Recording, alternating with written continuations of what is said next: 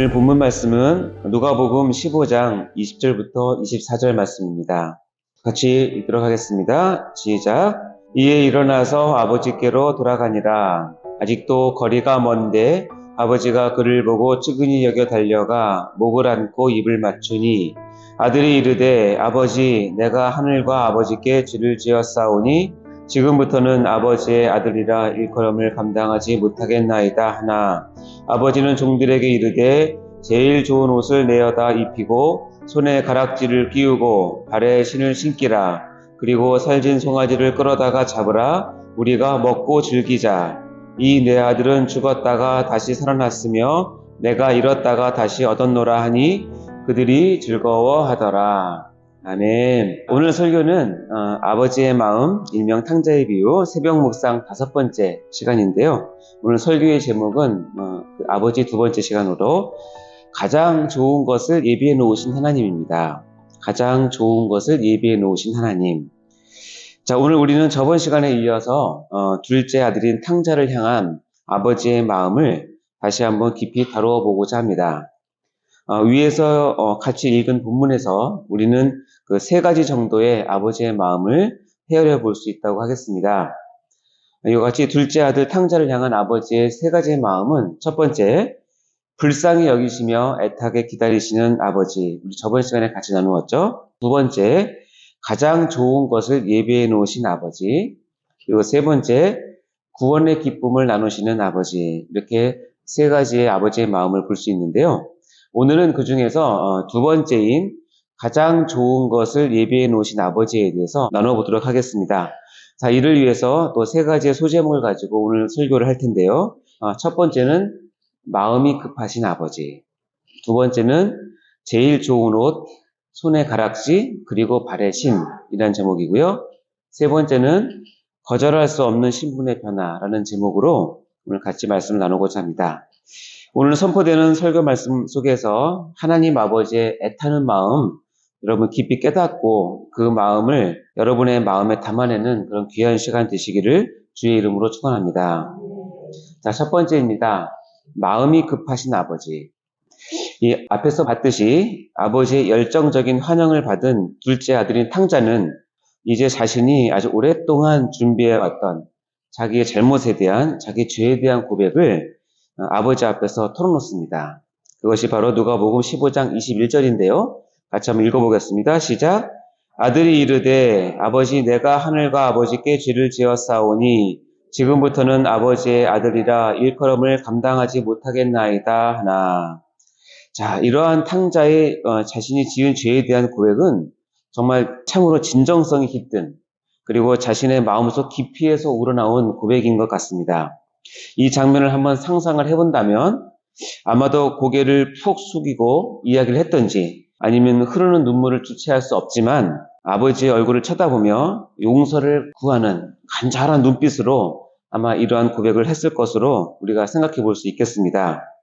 그런데 여기서 한 가지 좀 이상한 것이 발견됩니다. 그것은 뭐냐면 앞에 읽은 21절의 고백은 원래 탕자가 준비했던 고백의 전부가 아닙니다. 뭔가 빠져있음을 앞절과 비교해 보면 우리가 알 수 있는데요. 우리 앞절인 누가복음 15장 18절과 19절을 혹시 찾을 수 있으면 같이 읽어보도록 하겠습니다. 시작. 내가 일어나 아버지께 가서 이르기를 아버지 내가 하늘과 아버지께 죄를 지었사오니 지금부터는 아버지의 아들이라 일컬음을 감당하지 못하겠나이다. 나를 품꾼의 하나로 보소서 하리라 하고. 자, 이 말씀과 비교를 해보면 아까 읽었던 마지막 탕자의 준비된 멘트인 마지막에 나오는 나를 품꾼의 하나로 보소서라고 하는 말은 실은 탕자가 준비를 했지만 탕자가 말도 못한 것을 우리가 볼 수 있죠. 왜 그랬을까요? 탕자가 오랫동안 마음속 깊이에서 준비된 자기의 잘못과 죄에 대한 고백이 실은 글자 하나 틀리지 않고 잘 진행되어 가고 있는데 왜 이 마지막 멘트인 나를 품꾼의 하나로 보소서라고 하는 멘트는 해보지 못한 것일까요? 이것에 대한 정답은 그 다음 절인 아버지의 말에서 우리가 찾아볼 수 있습니다. 누가복음 15장 22절 같이 한번 읽어볼까요? 시작. 아버지는 종들에게 이르되 제일 좋은 옷을 내어다 입히고 손에 가락지를 끼우고 발에 신을 신기라. 자, 이 구절에서 우리 성경에는 번역되지 않은 한 단어가 있습니다. 이것이 빠져서 참으로 아쉬운 마음이 개인적으로 들긴 하는데요. 왜냐하면 그 빠진 이 단어 하나가 지금 아버지의 그 애타고 급한 마음을 잘 대변해주고 표현해주는 단어이기 때문에 그렇습니다. 이 빠진 단어는 헬러 원어로는 타퀴라고 하는 단어인데요. 우리말로 번역하면 재빨리 또는 신속하게 라는 말로 풀어볼 수 있습니다. 그러니까 이 빠진 원어를 넣어서 원래의 뜻을 살려서 다시 한번 번역을 해보면 다음과 같습니다. 제가 읽어보겠습니다. 누가복음 15장 22절. 아버지는 종들에게 이르되 재빨리 지체하지 말고 신속하게 제일 좋은 옷을 내어다가 입히고 손에 가락지를 끼우고 발에 신을 신기라. 이게 원래 의미입니다. 이로 보건대 아버지는 아들의 말이 채 끝나기도 전에 오래전부터 아버지의 마음속에 준비해두었던 말을 종들에게 한 것이 틀림이 없습니다.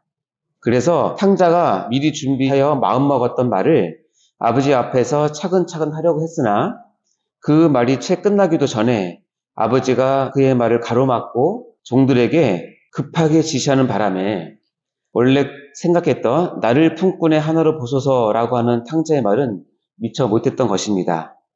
타퀴, 즉 재빨리로 시작되는 이 아버지의 이 말은 둘째 아들을 1분 1초라도 더 빨리 깨끗하게 단장해서 집으로 맞아들이려는 뜨거운 구성애가 녹아있는 그 단어인 것입니다. 이 아버지의 마음이 느껴지십니까? 사랑하는 성도 여러분, 이 구절에서 우리는 무엇을 느낍니까?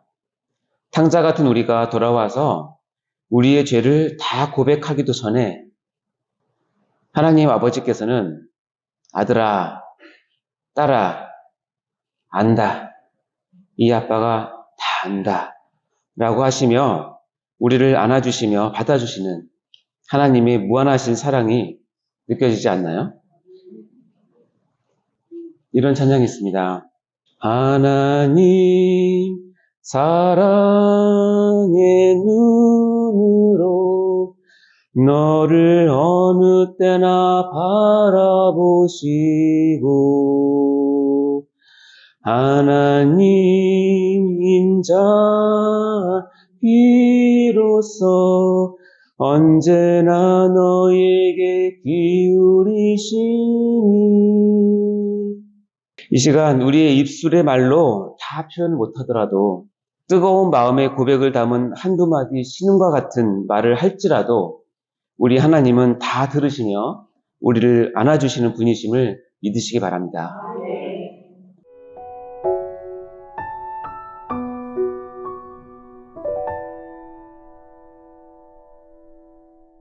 두 번째입니다. 제일 좋은 옷, 손에 가락지, 그리고 발에 신입니다. 둘째 아들의 고백을 듣는 중에 아버지는 이렇게 타퀴, 즉 급하게 집안의 종들에게 명령을 합니다. 본문에 보면 둘째 아들인 탕자에게 시행할 것 세 가지를 볼 수 있습니다. 말씀 보겠습니다. 누가복음 15장 22절입니다. 같이 읽겠습니다. 시작. 아버지는 종들에게 이르되 제일 좋은 옷을 내어다 입히고 손에 가락지를 끼우고 발에 신을 신기라. 자, 여기서 세 가지인데요. 첫 번째는 제일 좋은 옷을 둘째 아들에게 입히라고 명령합니다. 여기서 제일 좋은으로 번역된 프로텐이라는 단어는 처음의 또는 첫째의 또는 가장 완벽한 것을 의미하는 단어입니다. 그리고 옷으로 번역된 스톨렌이라는 헬라어 단어는 여러분이 많이 보셨겠지만 발까지 내려오는 남자용 겉옷을 이야기합니다. 이런 류의 옷은 주로 왕들이나 제사장들 또는 높은 신분의 사람들이 입는 그런 옷을 지칭한다고 합니다. 따라서 제일 좋은 옷이 뜻하는 것은 아버지가 이 아들을 존귀히 여겨서 이전에 그가 지녔던 아들로서의 권위와 지위를 인정했다는 것을 의미합니다. 즉 돌아온 아들인 탕자에게 가장 귀한 옷을 입힘으로써 아들로서의 권위를 인정하고 세워주었다는 것입니다. 이것이 아버지의 마음입니다. 자, 두 번째 행동은 손에 가락지를 끼워주었다는 것입니다. 여기서 히브리인들에게 있어서 손가락이나 또는 그 가락지는 상당한 권위를 상징하고 있는 표현입니다. 예를 들자면 이것입니다. 누가복음 11장 20절에 이런 말씀이 있습니다. 그러나 내가 만일 하나님의 손을 힘입어 귀신을 쫓아낸다면 하나님의 나라가 이미 너에게 임하였느니라. 예수님의 말씀인데요. 여기서 내가 만일 하나님의 손을 힘입어 라고 했던 하나님의 손은 원래대로 하면 하나님의 손가락을 힘입어 라고 번역할 수 있는데요. 이같이 하나님의 손가락은 뭐냐면 하나님의 권위와 능력을 뜻하는 그런 표현입니다. 마찬가지로 구약에도 이런 표현이 나타나는데 신명기 9장 10절에는 이렇게 되어 있습니다. 여호와께서 두 돌판을 내게 주셨나니 이 두 돌판은 십계명을 뜻하는 것인데요. 이 돌판의 글은 하나님이 손으로 기록하신 것이요 너희 총의 날에 여호와께서 산상 불 가운데서 너희에게 이르신 모든 말씀이니라. 여기서 보면 그 돌판의 글은 하나님이 손으로 기록한 것, 이것도 원래대로 해석한다면 하나님이 손가락으로 기록한 것으로 얘기할 수 있죠. 이와 같이 히브리 사상에서는 신구약 모두에서는 손 또는 손가락 그리고 거기에 끼는 가락지는 상당한 권위와 능력을 상징하는 것입니다. 따라서 본절에 언급된 가락지도 아버지의 재산과 권위를 이어받을 상속자로서의 자격을 상징한다고 할 수 있습니다. 여기서 아버지가 아들에게 반지를 끼워줬다라는 이 사실은 아버지의 재산을 상속받을 권위를 그 아들에게 준 것으로 이해할 수 있습니다. 그 아들이 누굽니까? 아버지의 재산을 말아먹고 빈털터리가 되어서 돌아온 그 아들에게 말입니다. 다음에 세 번째 행동은 이것입니다. 발에 신을 신겼습니다. 그 당시에 신발은 자유인의 표시였습니다. 당시의 종들은 맨발로 생활을 하였고요. 또한 손님이 집에 들어오면 신발을 벗겼기 때문에 집안에서 신발을 신는다고 하는 것은 바로 주인임을 의미하는 것입니다. 먼 외국에서 종살이를 하다가 맨발로 돌아온 이 둘째 아들에게 신발을 가져다가 신긴다는 것은 이 아들을 종으로 받아들이는 것이 아니라 원래의 위치, 즉 주인의 아들인 상속자로 받아들인다는 뜻인 것입니다. 자, 이 세 가지 가장 좋은 옷, 손에 가락지, 발에 신, 이 모두는 아버지가 둘째 아들이 돌아올 것을 기다리며 기대하며 미리 예비한 것임을 우리는 알 수 있습니다. 이와 같이 하나님은 우리가 돌아올 것을 기다리시며 미리 우리에게 가장 좋은 것을 준비하여 두시는 참으로 인자하시고 사려가 깊으신 하나님이심을 모두 믿으시기를 주님의 이름으로 축원합니다. 마지막 세 번째입니다. 거절할 수 없는 신분의 변화입니다. 이와 같이 본문을 살펴보면 작은 아들이 자신을 스스로 아버지의 종으로 생각한 것과는 정반대의 일이 아주 순식간에 벌어진 것을 알 수 있습니다. 둘째 아들은 날품팔이라도 해서 굶어 죽지 않기를 원했고 그래서 자신은 아버지의 종이라도 될 것을 희망하고 돌아온 것입니다. 그런데 아버지는 돌아온 이 탕자에게 그 어떠한 추궁이나 어떠한 꾸짖음 대신에 완전한 용서를 베풀어 주신 것입니다. 그뿐 아니라 아무런 대가 없이 이전의 아들의 지위, 즉 상속자의 지위를 완전하게 회복시켜 주셨습니다. 순식간에 말입니다. 구원을 이루어 주신 것이죠. 이와 같이 구원에 대한 성경의 가르침 중에서는 오늘 본문의 내용과 거의 흡사한 것이 있습니다. 구원에 대한 다양한 관점과 표현들이 있는데 가장 대표적인 것은 뭐냐면 신분의 변화를 뜻하는 칭의라는 것이 있습니다. 이는 수준의 변화를 뜻하는 용어인 성화와는 다른 차원의 구원의 내용입니다. 오늘 본문에서 보면 자신의 죄를 깨닫고 회개하고 돌아온 이 둘째 아들이 아버지의 급한 명령에 따라서 옷과 가락지와 신을 착용함으로써 상속자의 신분을 눈 깜짝할 사이에 회복한 것을 볼 수 있습니다. 이와 마찬가지로 하나님께서는 예수 그리스도 안에서 우리를 의롭다고 칭하여 주심으로 한순간에 우리가 하나님의 자녀가 된 것과 같은 이치입니다. 그리고 이것은 탕자가 거절할 수도 없는 것과 같이 이 칭의의 은혜 역시 또한 우리가 거절할 수 없는 불가항력적인 은혜임을 우리가 알아야 하는 것입니다. 예수 그리스도 안에서 말입니다. 이러한 말씀이 있습니다. 로마서 8장 1절과 2절인데요. 제가 읽어보겠습니다. 그러므로 이제 그리스도 예수 안에 있는 자에게는 결코 정죄함이 없나니 이는 그리스도 예수 안에 있는 생명의 성령의 법이 죄와 사망의 법에서 너를 해방하였음이니라. 아멘. 사랑하는 성도 여러분, 우리 모두는 거절할 수 없는 신분의 변화인 칭의를 입은 하나님의 백성임을 마음 깊이 새기시고 늘 감사하시는 성도들 되시기를 주의 이름으로 축원합니다. 이제 설교를 마무리하려고 합니다. 우리는 본문을 통해서 다시 돌아온 둘째 아들인 탕자를 향한 아버지의 마음을 같이 살펴보았습니다. 특히 가장 좋은 것을 예비해 놓으신 아버지의 모습과 그 마음을 헤아려 보았습니다. 잃어버린 아들이 다시 돌아올 때 아버지는 너무나 기쁜 나머지 마음이 급해지는 그런 따스한 모습을 우리는 보았습니다.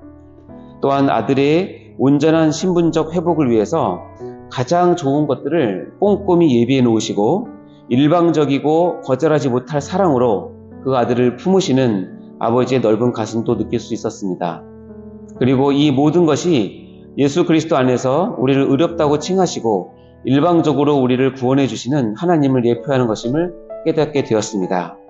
우리 모두가 이러한 사랑을 값없이 받은 탕자와 같은 존재임을 깊이 깨닫고 늘 감사와 감격 안에서 살아가시는 성도님들 다 되시기를 주의 이름으로 축원합니다. 같이 기도하시겠습니다. 하나님 아버지 감사합니다. 저희들의 입술에서 회개하는 말들이 채 끝나기도 전에 우리를 꼭 안아주시는 하나님 진심으로 감사를 드립니다. 우리가 죄인 되었을 때에 예수 그리스도의 보혈의 공로를 힘입어 하나님의 자녀로 천국을 상속할 상속자로 저희를 불러주심을 감사드립니다. 또한 때마다 시마다 가장 좋은 것을 예비하셨다가 저희들에게 은혜를 베풀어 주심을 감사드립니다. 잃어버린 자녀를 향한 하나님의 아버지의 마음을 조금이나마 이해하고 공감하여 우리 모두가 하나님 아버지의 이 마음을 다 소유하도록 도와주시옵소서. 감사드리며 하나님 아버지의 마음을 가장 잘 알고 계시는 예수 그리스도 이름으로 간절히 기도하옵나이다. 아멘.